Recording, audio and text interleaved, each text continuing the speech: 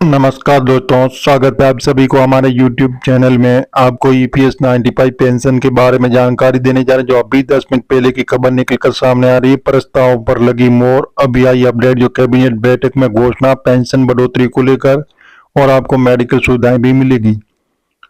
जो दोस्तों, जैसे कि ब्याज दर वो भी 8.25% की दर से आपको ब्याज भी आपके अकाउंट में जमा किया जाएगा। और पीएफ खाता धारकों के अकाउंट में कब किया जाएगा पैसा, करोड़ों लोगों को एक साथ मिलेगी खुशखबरी। आज ईपीएस पेंशन खातों में ट्रांसफर करने की हुई चर्चा। 7,500 प्लस डीए, तो इस तारीख को पेंशन आपकी जमा हो सकती है। तो जी हाँ दोस्तों, जैसे पीएफ अकाउंट जब भी ब्याज जमा किया जाएगा तो उसका पूरा भुगतान एक ही बार कर दिया जाएगा। सूत्रों का कहना है कि सरकार की तरफ से ईपीएफ पर मिलने वाला ब्याज जल्द ट्रांसफर किया जा सकता है। अगर आप सैलरीड क्लास है तो ये खबर आपकी अपडेट रहना बहुत जरूरी है। कर्मचारी भविष्य निधि संगठन ईपीएफओ ने जैसे 2024 वित्तीय वर्ष 23-24 के लिए प्रोविडेंट फंड पर लगने वाली ब्याज दर को बढ़ाने का ऐलान कर दिया। ईपीएफओ ने जैसे 8.15% की ब्याज दर को 2024 के लिए बढ़ाकर 8.25% कर दिया, लेकिन सरकार की तरफ से फाइनेंशियल ईयर 2023-24 का ईपीएफ ब्याज खाते में नहीं ट्रांसफर किया गया है। ऐसे में काफी लोग जानने के इच्छुक है ईपीएफ ब्याज अब उनके अकाउंट में कब तक आएगा। तो वित्त मंत्रालय का ईपीएस पर नया संकेत। तो दीपावली पर 78 लाख पेंशन धारकों को खुश करने का फैसला। तो जी हाँ दोस्तों, इस प्रकार जो बताया जा रहा है कि खुशखबरी आ रही है कि कर्मचारियों को सरकार बहुत बड़ा फायदा देने की बात कही जा रही है कि दीपावली पर सबको पेंशन मिलेगी।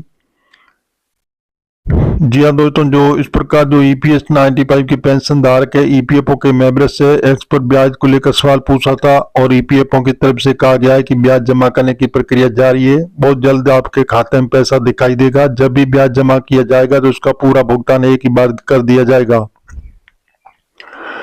आपको ब्याज को लेकर किसी तरह का नुकसान नहीं होगा। सूत्रों का कहना है कि सरकार की तरफ से ईपीएफ पर मिलने वाला ब्याज जल्दी ट्रांसफर कर दिया जाएगा।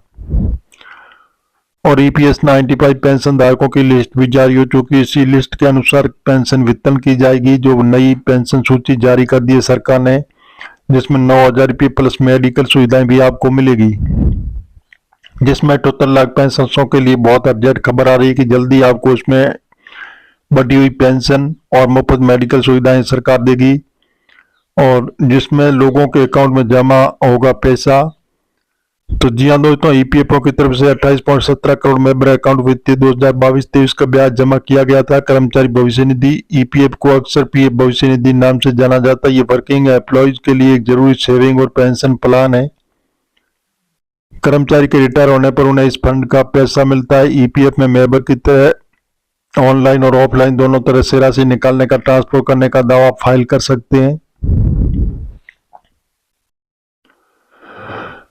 तो जी हाँ दोस्तों, आज ईपीएस धारकों का इजलास समाप्त। पीएम ने साफ साफ बोल दिया कि दीपावली पर सबको मिल जाएगी पेंशन। 7,500 रुपये पर महीने इस तारीख से जमा भी हो जाएगी।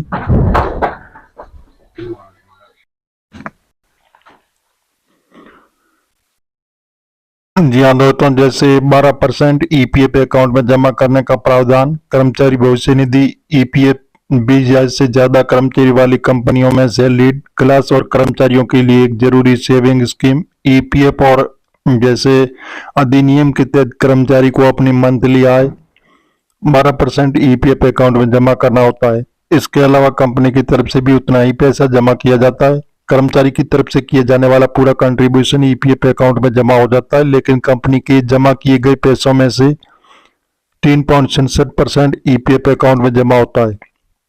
बाकी 8.33% कर्मचारी पेंशन जो ना ईपीएस में चला जाता है। तो ईपीएस धारकों को इंतजार समाप्त। ईपीएस 95 पेंशन में हुई बढ़ोतरी। अब आपको 9,000 रुपये पेंशन मिलेगी। और ईपीएफओ बैठक में 78 लाख पेंशन धारकों को दिया तोहफा। तो इस पर कितनी और ब्याज दर मिलेगी, इसके लिए फाइनेंशियल ईयर 2023-24 में जैसे कर्मचारी भविष्य निधि की दर 8.15% थी, तो अब इनको बढ़ाकर 8.25% कर दिया। इसका मतलब है कि आपके भी ईपीएफ अकाउंट में जमा राशि पर अब पहले से ज्यादा ब्याज मिलेगा। और इसके अनुसार ईपीएफ सदस्यों के खातों में पिछले साल से 1.07 लाख करोड़ रुपए की रिकॉर्ड राशि बांटने की सिफारिश की थी। तो इसलिए सरकार में ईपीएस 95 पेंशन धारकों के लिए बहुत ही बड़ी खुशखबरी आ रही है कि सरकार ईपीएस 95 पेंशन धारकों को बहुत ही बड़ा तोहफा देने जा रही है,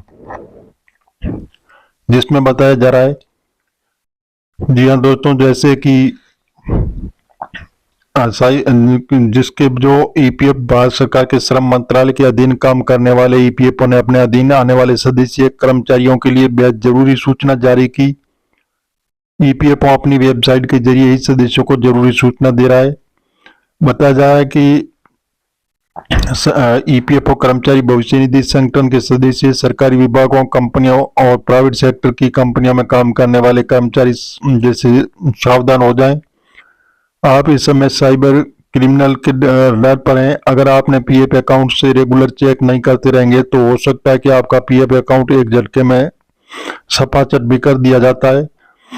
तो ये साइबर ठग आपको धमकी भरे कॉल या ईपीएफ अधिकारी बनकर कॉल कर सकते हैं। आपसे आपका पीएफ खाता से जुड़ा यूएन नंबर और पासवर्ड पूछकर आपके जीवन भर की गाड़ी कमाई का चूना भी लगा सकते हैं। ईपीएफओ ने अपनी जैसे आधिकारिक वेब जैसे सदस्यों को इस बात के लिए लगातार आगाह करता रहा है, कर्मचारियों को लगातार आगाह कर रहा है कि ईपीएफओ भारत सरकार के श्रम मंत्रालय के अधीन काम करने वाले कर्मचारी भविष्य निधि संगठन यानी ईपीएफओ ने अपने अधीन आने वाले सदस्य कर्मचारियों के लिए बेहद जरूरी सूचना जारी की। उसमें अपने सदस्यों को कहा कि अपने ईपीएफ खाते से यूएन नंबर और पासवर्ड को सुरक्षित रखें, वरना आपके साथ साइबर धोखाधड़ी हो सकती है। ईपीएफओ अपनी वेबसाइट के जरिए सदस्यों को जरूरी सूचना दे रहा है कि ईपीएफओ के आधारित जैसे जाकर आप अपना खाता लॉगिन करके जैसे पॉपअप बॉक्स खुलेगा। इससे ईपीएफओ ने अपने सदस्यों कर्मचारियों के लिए चेतावनी जारी की, कहा है कि जो क्रेडेंशियल, यूएन और पासपोर्ट की चोरी होने या खोने के प्रति सतर्क रहे। ऐसा न होने पर साइबर धोखाधड़ी हो सकती है। ईपीएफओ की ओर से दी जाने वाली चेतावनी करते हैं कि आप आपके पीएफ खाते पर साइबर की नजर में टिकी हुई और कभी भी आपके खातों में पैसा निकल सकता है, इसलिए आपको सावधान रहना जरूरी है। और ईपीएफओ अपने सदस्य कर्मचारियों को समय समय पर आगाह करता है कि आप अपने ईपीएफ खाते से जुड़े यूएन और पासपोर्ट की खास सुरक्षा करनी होगी। ईपीएफओ ने अपने सदस्य कर्मचारियों को सलाह दी कि अपने कंप्यूटर, लैपटॉप और स्मार्टफोन में लाइसेंस प्राप्त एंटीवायरस और डिवाइस हमेशा अपडेट रखें और ईपीएफ खाते से जटिल पासपोर्ट बनाएं। किसी भी व्यक्ति के साथ पासपोर्ट या ओटीपी साझा न करें। तो जी हाँ दोस्तों, इस प्रकार जो ईपीएस 95 के पेंशन धारक है उनके लिए सरकार एक बहुत बड़ी सूचना दे रही है कि ईपीएस 95 पेंशन धारक सावधानी बरतें।